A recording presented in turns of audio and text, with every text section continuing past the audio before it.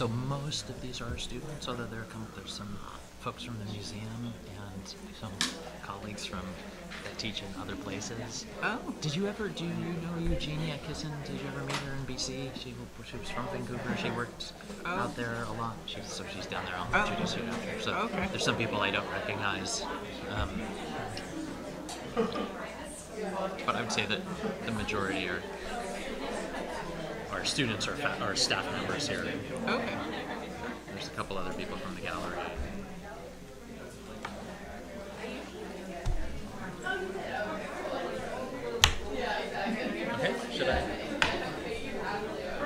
Okay, shall I start? Quiet everybody down. Good afternoon, everybody. Thank you for joining us in the room and via live stream. I'm Aaron Glass, a faculty member here at Bard Graduate Center. And before we begin, I would just like to take a moment to acknowledge the Lenni Lenape people on whose ancestral territories we are gathered this afternoon. I'm very pleased to introduce our speaker for today, Corrine Hunt, whose Kwakwaka'wakw name is Glatliklis, is an internationally recognized, pretty good. Okay. An internationally recognized artist and designer from Yallis, also known as Alert Bay, in British Columbia, Canada. Descending from a long line of artists and ceremonialists, since 1985, Hunt has been creating works that reflect her rich Comoye and Tlingit ancestry. Having started as a jeweler, Hunt also designs furniture and public art and collaborates with a company in North Vancouver by applying modern designs to diverse household goods. In recent years, she has gone on to larger design projects, including the 2010 Olympic and Paralympic medals, which I think we'll hear something about today, 2018 Canadian Olympic snowboard uniforms, 4 coins for the Royal Canadian Mint, 3 hotel rooms in Canada's first Aboriginal boutique hotel. Just last month or so, she delivered a commissioned piece to the British Museum, which will be installed some point soon. In 2011, Hunt designed The Power of Giving, an ambitious exhibit exchange project organized by the Staatliche Kunstsammlung in Dresden and the Umista Cultural Center in Alert Bay. I have the catalog here if people want to look at it afterwards. And she's currently working with me and my students here at Bard on the design of our 2019 exhibit on Franz Boas and his relationship with her ancestor George Hunt, which will travel from Bard to Umista Cultural Center in the summer of 2019. She just came from speaking to the class, so giving her a long introduction, catch your breath, have a cookie. Hunt has contributed to multiple exhibition catalogs and films, is the author of Oleka Ike Denala, It Is a Good Day, which I have here, and which we will also hear about. And her awards include the 2011 National Aboriginal Achievement Award for the Arts and the 2016 BC First Nations Achievement in the Arts Award. Please join me in welcoming Corrine Hunt.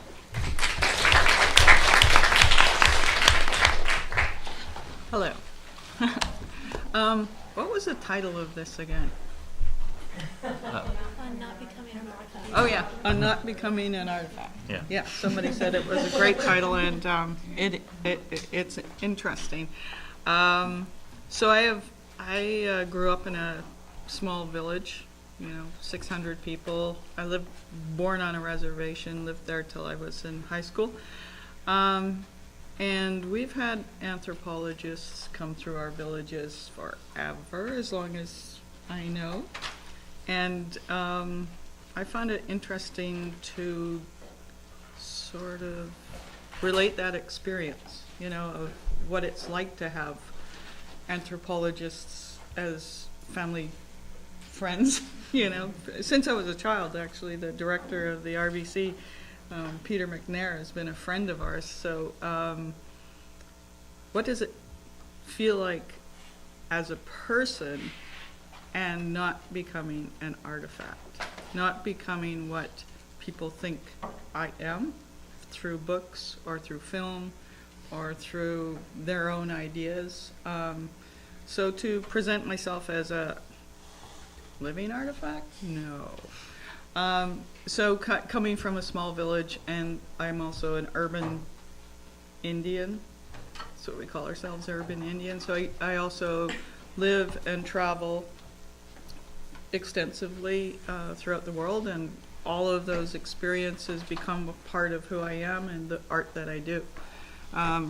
So I started with making jewelry back in before many of you were born, and kind of stumbled upon that, which was really cool because we wear a lot of jewelry. I used to buy my uncle's jewelry all the time, and now I don't wear anything but little beads my daughter gave me. But that's where I started in making jewelry and discovering what it was that people were looking for in our culture, in our, coming from a reservation. And in Canada, I think many of you know that there was a ban on our ceremonies. How long was that ban? 1885 to 1951. Yeah, so that's a long time. And in Canada, we had a centennial in 1967.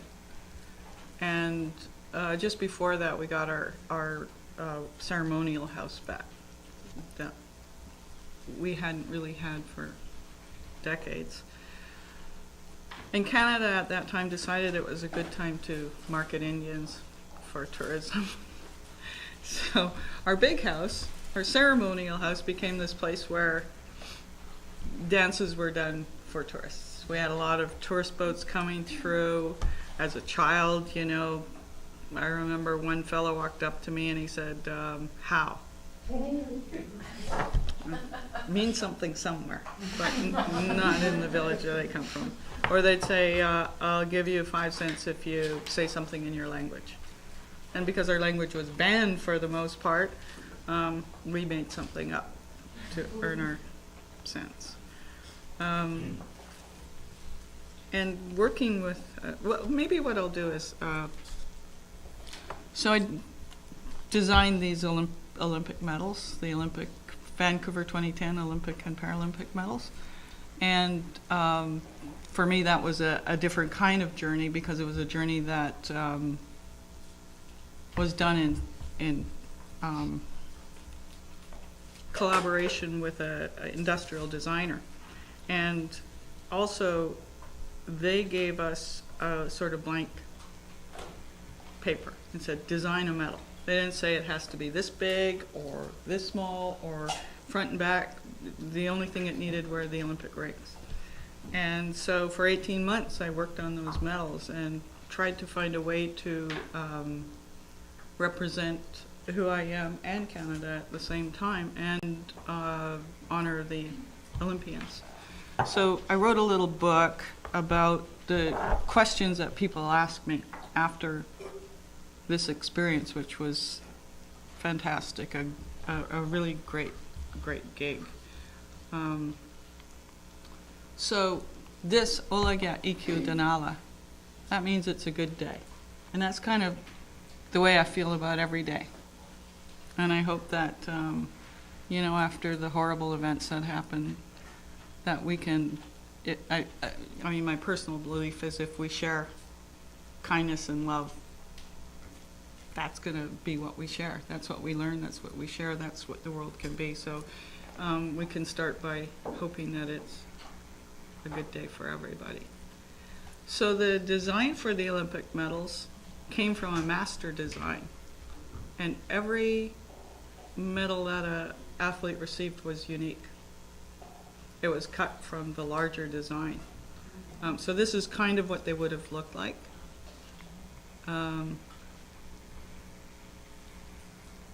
So I'm kind of like an old hippie. I was born in '59, and in our village in Alert Bay, we had a lot of draft dodgers. And we got to have like the best of the United States coming to our little village. There were such bright minds, and they brought their guitars and, different kinds of teas. We had skunkweed. Do you know what skunkweed is? So we always thought it was just like this horrible smelling thing on the side, and they were bringing it in and, you know, making tea out of it, which we hadn't done in a long time. Which was a kind of wonderful thing to do. So it was kind of a, you know how things happen? They're not, like, I didn't go after the medals to design. I got an email one day, and it said, why don't you, you know, put your RFP in for the medal design? And I thought, they probably sent this out to like 10 million people. You know, what are the chances? So I ignored it. And then I sort of remembered a little line that said, I've seen your work. So then it seemed more personal, and then maybe I should take a look at this. So I did, and I just had gone through this period, this 1 year where my partner died in February, and I was diagnosed with breast cancer in May, and went through chemo and mastectomy, and then in February of that year, my mother passed away. So it was like this really terrible time, and I had dedicated the next 6 months to a coffee shop, you know, because I'd never done that in my life, and I created a community in the coffee shop. So I brought this, some of you may know that when you have chemotherapy, your brain is like shrinks, and you don't think that well. And I couldn't really go through the questions in the RFP, so I got my friends together to help me with that. And the first question was, why do you want to design the Olympic medals? And I said, why not? and then my friend who was with me, she's like, no, this is something. The Olympics are something, you know, they're really exciting, I love them. So she wrote it for me. And it was a 3-week process of putting this together, and it really took a village to do that. And for some reason they called me and said, you know, come on down. I was in San Francisco at the time, actually, and they called me and said I was shortlisted. And I went up to have this interview, and there were like 12 people around this boardroom, and they were asking different questions. You know, one fellow said, "What are your influences at art?" And I said, "Kandinsky," and he said, and I thought, okay, let's roll with that one. So I think what he wanted was to have some sort of traditional design, but to have another sensibility around that, which worked for me. So I was shortlisted, and then in the end asked to come up with some prototypes. So this table is, some of my influences are, you know, Noguchi too. This table was in an art gallery, and one of the designers from Bannock had walked by and saw it and went in and found my name, and that's how they sent me the email, was from this table design, which was kind of cool. That table also went to the Museum of Civilization, now known as... currently known as Canadian Museum of History. Yeah. It may change its name again. Which is kind of sad, I think, being a historical, like, we're not there anymore. We've been demoted from civilization to history. Civilization to history. Yeah. So the medals took 18 months to design, and it was a secret. So I had to keep it a secret. That I had a code name, Coral Springs. Do I look like a Coral Springs? I mean, really, they didn't give me a chance to choose my name. But I had to sign in as that when I went in. And my best friend, you know, you have to tell somebody, right? You can't keep everything a secret. So I told my best friend, who has a twin sister, who told somebody. And I was walking down the street, and this woman's like, "Hey, Corrine, I heard you're doing this, Olympic thing, the medals." And I'm like, "Oh my God, no!" I said, "Oh, you must be thinking of, this little placard I'm making or something." So I deflected that, and it kept going. So the pressure of designing the medals, it was pretty big, because when you're putting a motif on something, the people in your village might be like, "That's not yours. You can't do that. It's not supposed to be looking like that," or, so many different worries. And the whole world would see it. That was another little bit of pressure. But my cousin Anthony told me that when it was announced on CBC, our national radio station, my little village, he was just like, "Did you hear that? Corrine did the medals. Corrine did the medals." And it was okay. They didn't boot me out from the island. I was still allowed to go back there. So it was pretty exciting. So the medals were individual, and I at one point did want to engrave each one of them, but couldn't.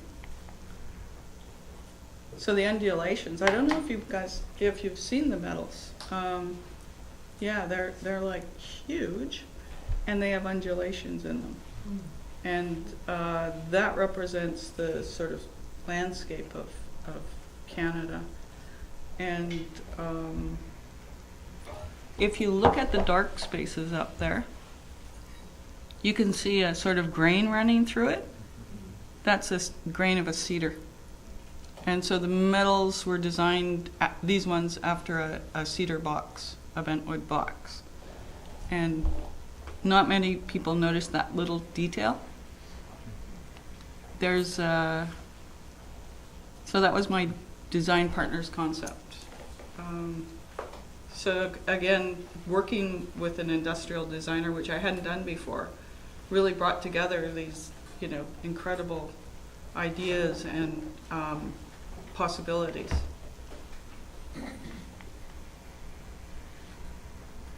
And the fellow that I worked with, Leo, who was he was a design leader at Bannock. He did, oversaw everything. And the last day we worked on the design, we signed off on it, and I wrote Kwakwaka'wakw Danala on the final print. He had, because it was secret, we were in a room this size, he had chairs on the doors so nobody could get in. It was all cloak and dagger, and nobody in Bannock knew. There were just a small group of people knew that was happening, but it was a really incredible day, to finally sign off on this piece of work that would go on to become a medal. So this is sort of a mock-up of what the box on the left is, what the design the Olympic medals were. They were a box of treasures. So the idea was that the athletes' medals come from their box of treasures. There's a picture of Leo up there, the little picture beside the other letter. That he passed away before the medals were unveiled, which was really sad. And he was, when you in your life get mentors and you get a chance to meet somebody who's just so filled with energy, you just can mop it up. And when you meet, you meet him and you say, "Oh my God, I had this idea the other day," and he's like, grabs his phone and he finds something like it. I mean, the technology is great, right? You can share everything. You can find anything. The top left is my village of Tsakis, where George Hunt came from, who we're working on this film. The little picture is from the view from my house in Alert Bay, And after I had the cancer and everything, I bought myself an Airstream trailer. It was, I loved it. I mean, that's like a bucket list stuff, right? And it was so I parked it in San Francisco and stayed there for 2 months and worked on the beginnings of the design. Does anybody know an artist named Rex Ray? You know Rex, right? It's cool stuff, right? So I went to the MoMA in San Francisco and I found this book and I just fell in love with this work and found it all over San Francisco. So it became part of what the design came from. And one day I went down back to the MoMA to, just hang out. And he was standing beside me, Rex Ray. I'm like, looking at the book. Yeah, seeing those. That was like, some things happen. They just keep happening, and it's all so much fun. So this is the RFP, the red thing with the CD. And so what they did was this RFP went out to anybody and everybody in the world. And they said, do not add a concept for a medal. They kept sending these alerts out. Half of the people did. So they just took those RFPs and tossed them out. But what they did with them was they put them in a huge room, just laid them out. And one of the VANOC people told me later that when she saw that CD, she thought, that looks like a medal. So the eye was caught right then and there. So there's a pointer here, right? Okay.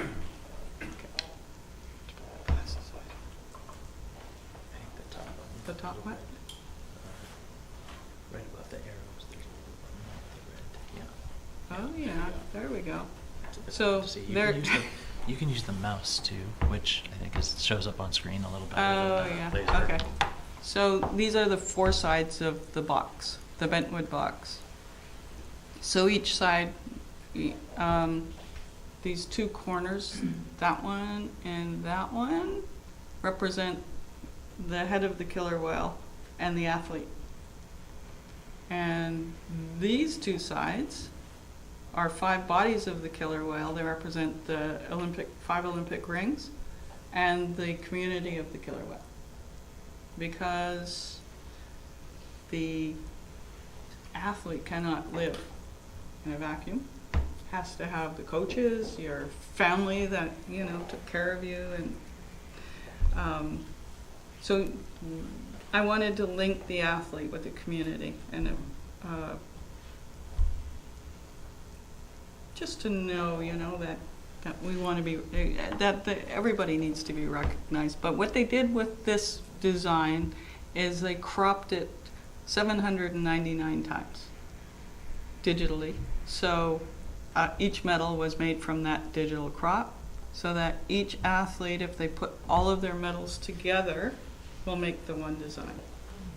So then the athletes are forever connected to each other with that. And they were also given this scarf, silk scarf with the design on it, so they could find the place where their medal came from. And this is from the Paralympic medals, which is the raven, and it's a totem rising, a raven, because para-athletes, they have to manage and be creative in a way that allows them to do whatever they're skiing or skating. And I met so many of them, and they were just inspirational. There was a woman who won 5 medals skiing, and she only had 1 limb. The other 3 were prosthetic limbs. She learned to ski at 5 years old and just went down that mountain like crazy. It was amazing, because I'm kind of afraid to go down the mountain myself. So in each design there's a hand. You can see the hand? I wanted to put a peace sign in there somewhere, but I couldn't make a peace sign look like it fit. I worked and worked and it just never happened. So the hand is the piece. This hand of peace. So those are the crops, the idea of the crops. That was fun. So after the exhibit, I was asked to design this one that Erin talked about, The Power of Giving, which was in Dresden, Germany. And this, the director of the museum just phoned me and said, let's have coffee. And said, would you like to design this exhibit? And I mean, some of you are studying to learn that, right? You're in graduate school. I have trouble organizing my living room. So I went out, I said, sure, can you give me a job description at least? And he's like, no, you know what to do, go ahead. And so I bought a book on how to design an exhibit. I didn't actually read it. So he took me there and he just said, this is the space, go with it. So one of the things I feel really happy about is putting this white raven, which is made out of steel, and it was on the column of the museum outside. And I felt it, because Dresden is filled with old buildings, reconstructed after the war, but to see the raven on a column was kind of cool, the modern totem pole. It's part of the exhibit as well, with the hands representing giving. So I don't have a picture of it, but Shaun White, he's a snowboarder. He was on the front of Rolling Stone magazine wearing the medal. So I got my medal on the front of the Rolling Stone. I try to, superimpose my face on the hair didn't quite work.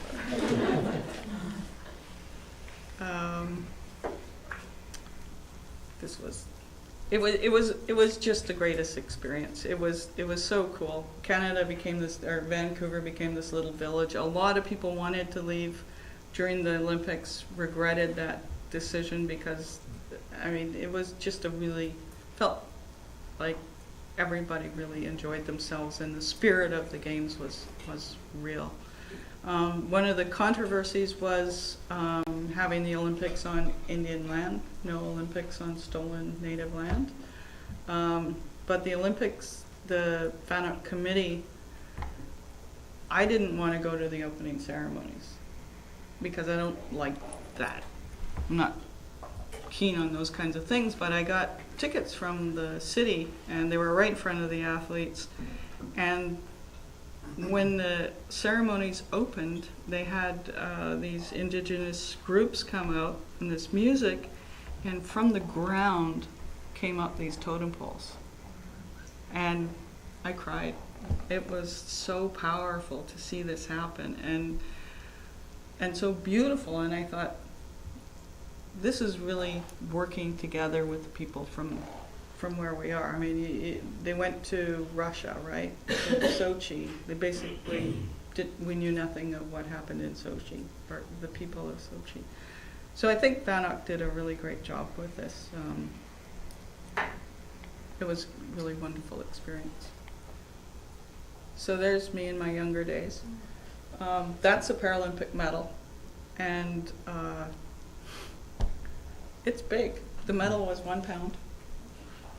The biggest medals in history. It wasn't really that we were going for that, we just ended up there. And the Canadian Mint made the medals. Each one of them took 28 hours to make.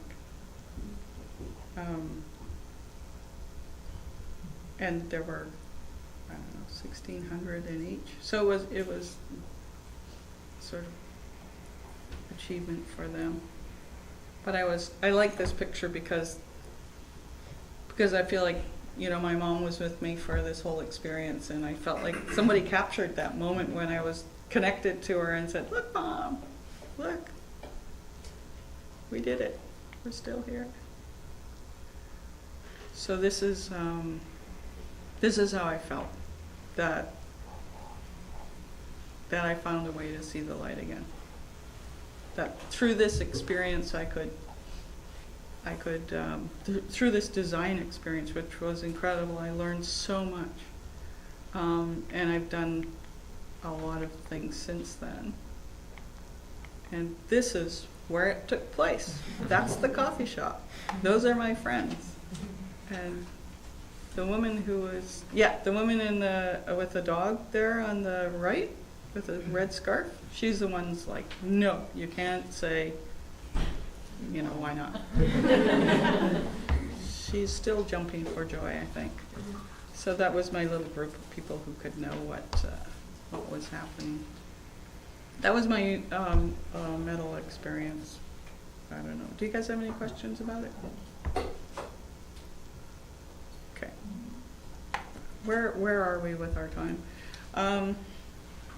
So not being an artifact is creating something, hopefully, that shows that our culture from my little village is alive and not something that you imagine sitting in a museum or in a diorama. I mean, does everybody, these things are crazy, right? We were just talking about them, how they were built, and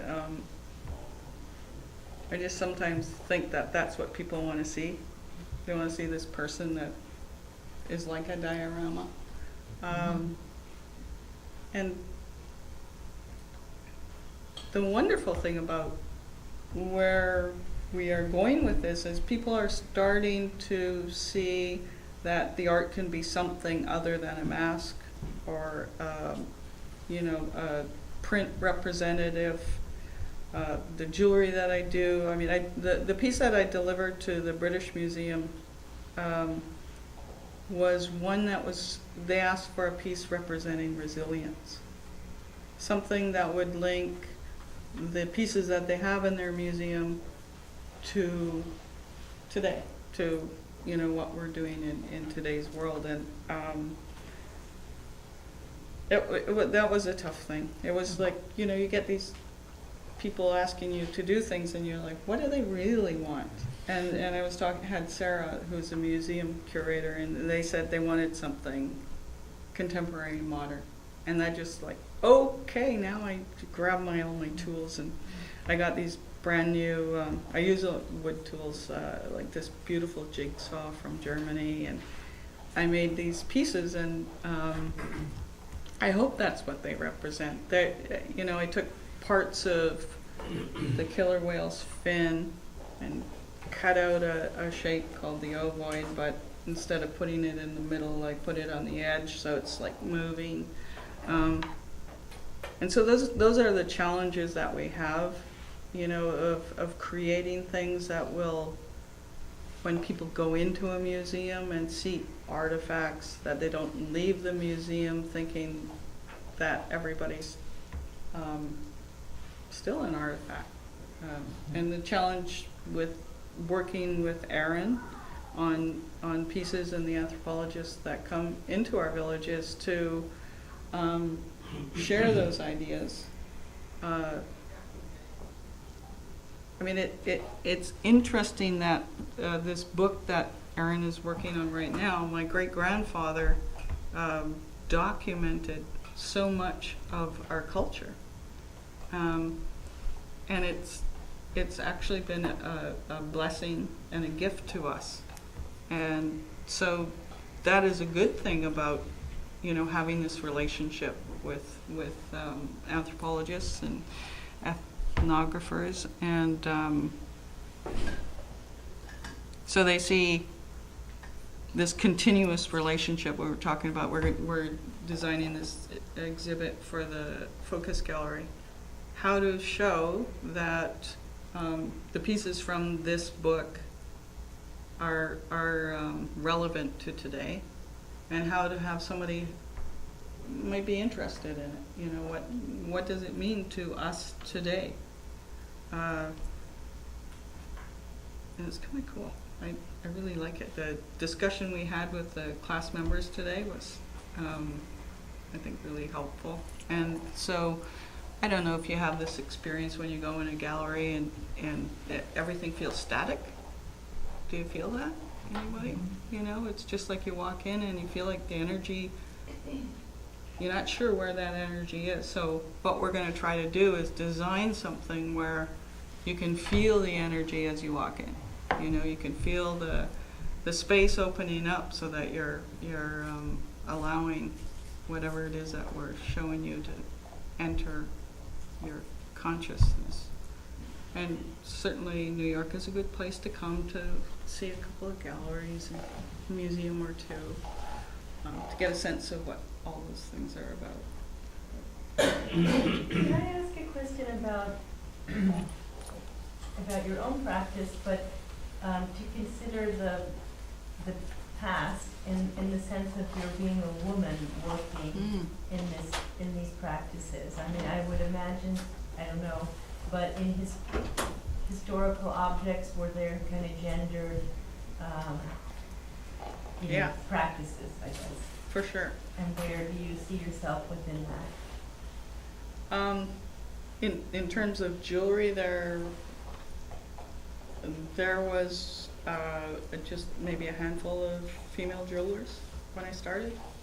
Now there are more, but it was a men's club, a comfy men's club. I mean, they were very helpful.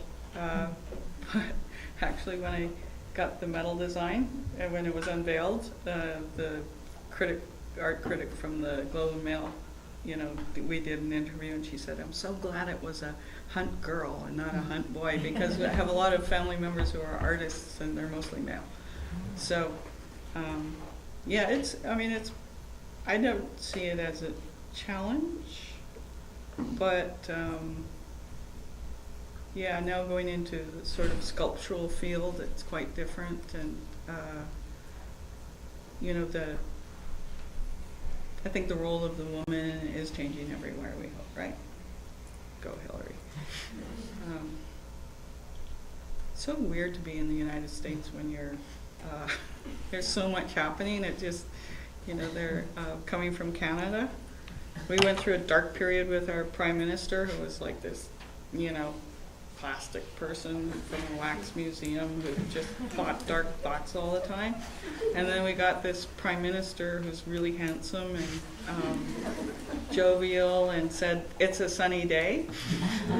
And then, Obama left. And now my favorite person in the world is Rachel Maddow. I went down to the NBC thing and got my Rachel Maddow cup. They're fresh off the press, by the way. I think I was one of the first people to buy one. But, that Trump called Elizabeth Warren Pocahontas. Is there anybody in this room that he has not offended? It's so sad. We pray every day, please. I don't know if I've come over with questions yet, but I have one. So I wonder about the graphic treatment of your work. Mm-hmm. It's very powerful, fascinating in a way. I don't know, do you actually do the graphic treatment that you've been showing us yourself, or do you work with a graphic designer? There's so many things going on, the type size, the font size, the typeface, use color and shape in very particular ways, especially this persistent motif of the circle and square. And this pronounced, this very, very beautiful way that you use black. Here it's contrasted with white, before it was contrasted with red. Mm-hmm. And it's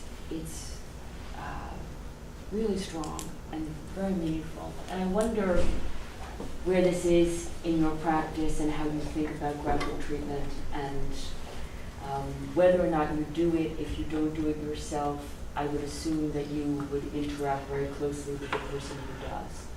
Mm-hmm. So I'm curious about that process.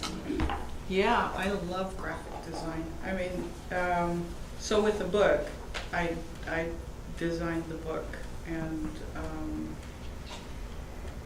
wanted it as well as, with everything, to have these different fonts and different sizes to create a kind of energy that flows on the page that's not static, to have things show up.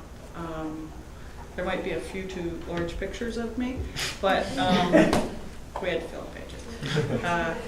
But yes, I'm like that is the thing, is that I'm really interested in art and design, you know, in everything. I love street art, you know, the power of street art is, so, you know, when I was in Dresden, I tried to go and spray paint and I didn't shake the can fast enough, and I was trying to run away from the police that weren't there, and, you know, there's this power. So, all of those things matter, you know, my logo. So I try to make every presentation have some representation of all of the things that I think, which is sometimes too much. So I think that this is a very interesting thing to think about in terms of Aaron's exhibition, because of course it's an exhibition, well, I'm going to demonstrate a certain ignorance about it, but the knowledge that I have, that comes from a book idea, right? Mm-hmm. A book, Yeah. and the meaning of a book, and the representations of that book, and how they've been interpreted. So I think that there's a potential here for graphics to play such a strong role in the exhibition. And now that I see the work that you've done with this, you just can begin to kind of imagine the realm of possibility with this, because I think that the dynamic quality that you're talking about can really be conveyed graphically in a very powerful way. You obviously have the skills, and you just showed us to do that. I also think that you do it architecturally here. So this is a more, you know, here it's on the facade of a building, and then you also do that within the pages of a book that you showed us. So I think bringing that to life in some way at the exhibition will be a very amazing experience. Thank you. We started talking about possibilities in class today. Do you want to just show people the design of the Dresden exhibit, just so there's some context for that, and then I mean, while we sort of open up to more questions. I kind of basically look at everything around me. So sometimes I'm like staring at your ear or something because I see something really interesting. So I find myself, you know, people looking at me like, what's going on with her? The battery on the mouse is.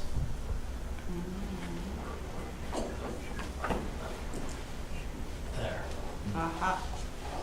So this is the exhibition I designed in Dresden, and started with this neon light before you go in that says Gela Kesla, welcome.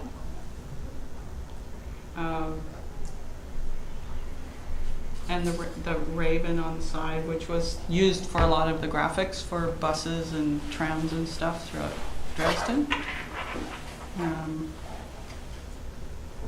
And inside, so I mean, a magnificent place to work with, right? I mean, who wouldn't want to be in there? So that was a huge window, 2 stories high, with an image of Alert Bay and a welcome figure. And you could see it from inside and outside. So when you're walking down, you suddenly see this, what? Where did that come from? It was really cool to have the opportunity to do that all. So inside the exhibit, Should we fly into the exhibit? yeah, let's just fly in there. So we were talking about white walls. They had to keep the walls white. I probably would not have chosen that. But those are the old masks from the Umista, which are set in a very dark setting inside the museum in Alert Bay. But what I wanted to convey around it was life. So we have the totem poles as though you're going into a big house. We have shadows of dancers along the walls. You see those? Those are all cutouts from people who danced in the potlatch. We have the back. So it's set up like a big house, a ceremonial house. And at the other end, where the dance screen is, you see the big, huge backlit photograph. It's of kids in our village in a big house setting singing. So that was really to show that, you know, young people at the very youngest age are involved in singing and in our culture.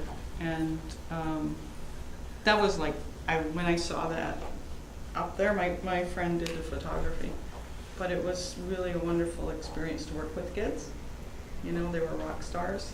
We did video of them singing that we showed in another area of the museum. So it really showed how the young people are alive with this song and dance. And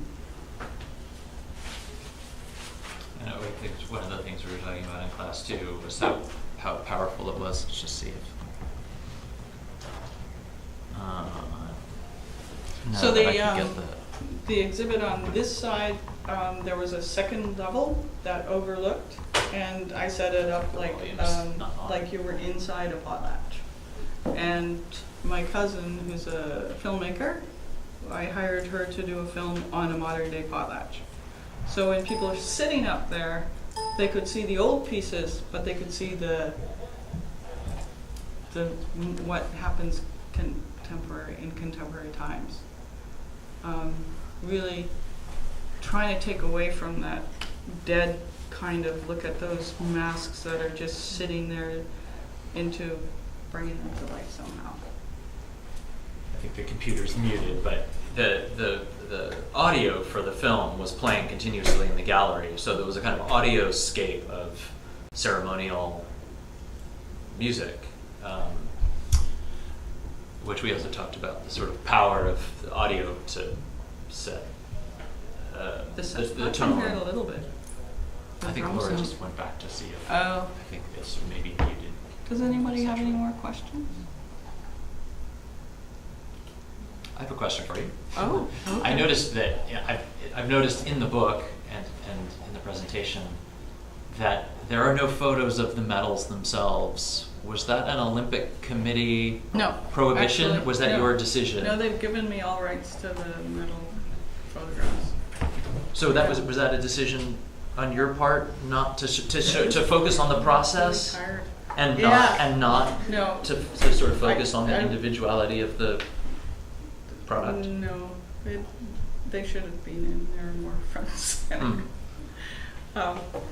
So during this time, I was asked to do a lot of different things, right? So I was in Dresden designing this exhibit. I was also designing 4 coins for the Canadian Mint. And they wanted these designs on a bison, a peregrine falcon, a boreal forest, which I didn't know what it was, I had to look it up, and a killer whale.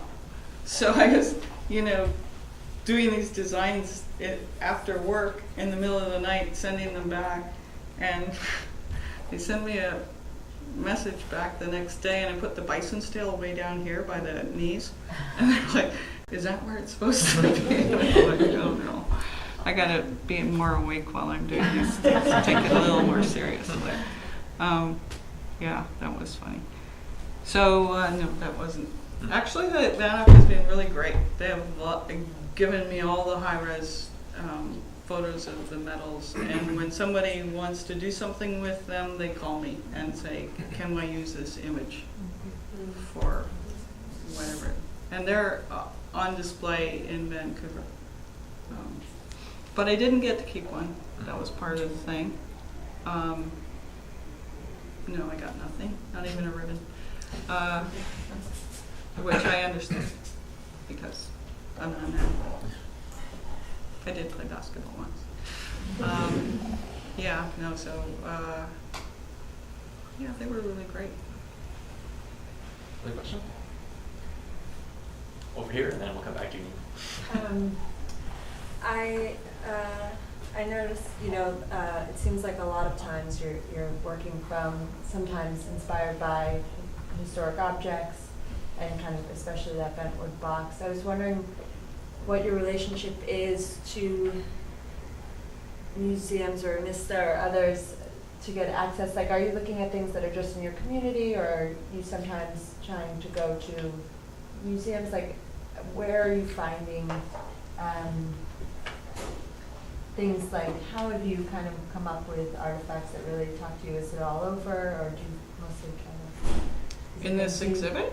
The No, un- just in just general, in your work, sources of like, you have a inspiration. lot Oh. of, like, Yeah. things that seem to be new, but also, coming from, you know, the old vocabulary, so it's just wondering Yeah. what your interaction is with objects. I, as I said, I'm really am interested in everything Yeah, I so see. you're just like, My eyes are like all over the place. Yeah. I mean, I know this ceiling, for example, I know what it does. I know how many panels there are. It's, I just love it. I mean, looking at posters upstairs of, you know, fonts when they're, when you take the letters and they're 3D, and, you know, what that would look like to, you know, use one of our words written there like that. I do like, I made a happy face t-shirt and it says, I'm smiling in our language. You know, so I add our language to t-shirts, I make peace sign t-shirts. I try to do things that, you know, not just representing an animal, but representing a feeling. And Sarah, because our language was banned, there aren't a lot of fluent speakers, but there are as a revitalization of the language. So I try to show what the words look like, you know, so people will ask, you know, what does that mean? What does that look like? And so I try to have fun with it too. I did a design with a peace sign, it was a frontal of an eagle, and I was sitting with my niece showing it to her, and she's like, "That looks really like crabby or something." So I put a little winking eye in it, and you know, it brightened it up a lot. So, you know, some of the old masks, they do look a bit stern and sad, cranky, but there are happy ones too. So I try to represent. I mean, sometimes I sound like I'm really naive, but I really do believe there's like ways you can share these ideas of peace and happiness. Yeah. Does that answer your question, or was I just babbling? yeah, that was good. Nina, did you want?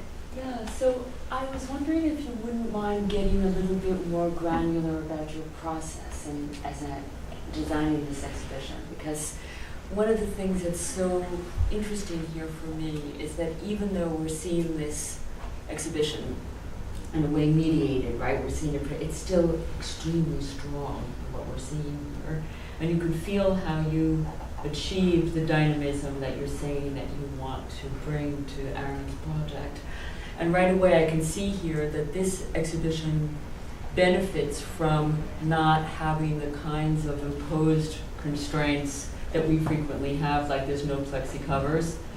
And I don't know what the specifications were from these lenders, you know, but I know that for Aaron's exhibition, considering who the lenders are, that, in all due respect to them, but this tends to squelch the dynamic. Yeah. But I'm curious, so you have these very fantastic amounts for the masks. Can you tell us how you came to them? You grouped things together, you've clustered them.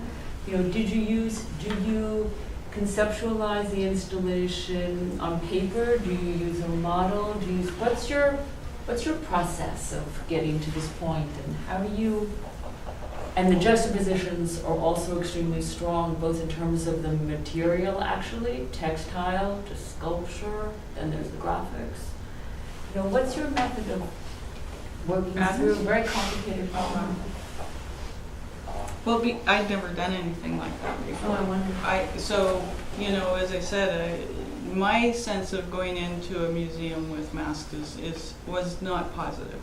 So I went from a place that said I want to bring them to life, you know, so that they have a context that's not static. And I worked on the exhibit for 6 months, and I had an architect to work with me, and you know, I could say, can we do this? And they'd say yes. So they'd find somebody, and it was I mean, that really, I'm very naive. I asked for things and I didn't know whether that was the norm, is that what people do?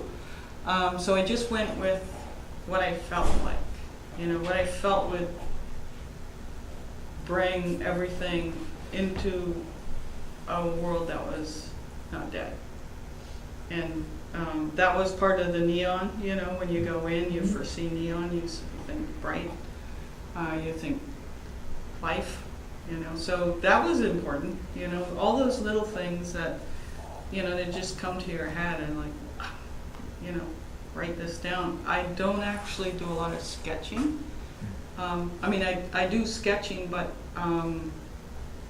I find that if I try to draw something before I know it, it doesn't work.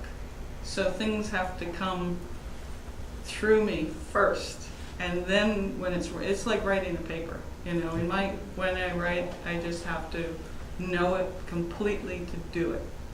And it's the same thing with designing. I have to feel it completely before I can do it. In this case, the Umista Cultural Center displays these masks without cases itself.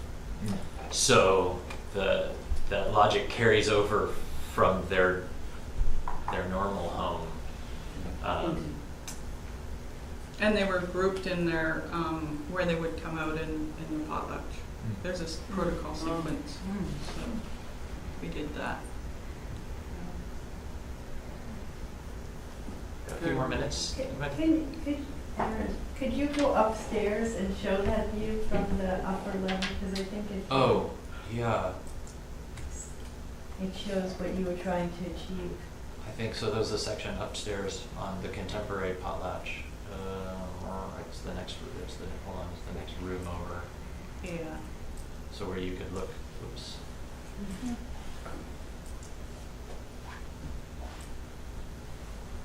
You mean from where? Yeah, so basically, if you were upstairs, you would see that large. The middle one on the top.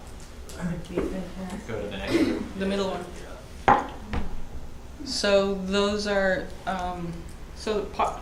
Big House is set up with bleachers. And so I set up these bleachers for people to sit in, to look over the collection and see the modern day potlatch at the same time, to have a sense of what they see and what they see. It was kind of fun. I mean, those little shadow figures, we did it at lunch one day, took photographs and drew them out, and then they brought them in. And the platforms are covered in wood on the top? Yeah. I mean, the space is absolutely gorgeous. They had, do you know Jeff Wall, the artist? That his work was in there before this exhibit. And so I saw it in storage, these massive, massive prints. So cool. Any last questions? Okay. Well, join me in thanking Corrine.